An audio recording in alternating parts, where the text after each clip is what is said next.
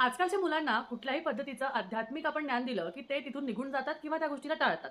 पण तुम्हाला सांगू का, जसं आपण आपल्या पौराणिक गोष्टींना, आपल्या जुन्या गोष्टींना धरून आपल्या अध्यात्माला आणि आपल्या स्पिरिच्युअल नॉलेजला वाढवतो, त्याच पद्धतीने आपण आपल्या येत्या पुढच्या पिढींना सुद्धा या नॉलेजबद्दल किंवा या गोष्टींबद्दल सांगितलं पाहिजे.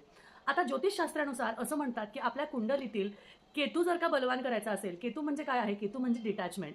पण त्याचबरोबर जर का तुमची मुलं आत्तापासून जर का देवधर्माला मानत नसतील किंवा कोणत्या देवांना नावं ठेवत असतील किंवा कुठल्या साधू संतांना नावं ठेवत असतील आणि मी नाही करणार बाबा ह्या सगळ्या गोष्टी असं म्हणत असतील, तर त्यांचा केतू हा तुम्ही खराब करून घेताय आणि त्यांना त्याचमुळे आत्तापासूनच योग्य अशी नॉलेज तुमच्या संस्काराबद्दल, पौराणिक गोष्टींबद्दल, आपल्या अध्यात्माबद्दल काही ना काही थोड्या गोष्टी चालू करायला म्हणजे सांगायला सुरू करा.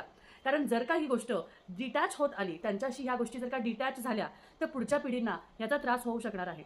आणि त्याचमुळे आपला कुंडलीशास्त्र जो आधीपासून चालत आलेला आहे, तो अजूनही आपण मानतो आणि त्या हिशोबाने आपल्या आयुष्यात घडामोडी घडत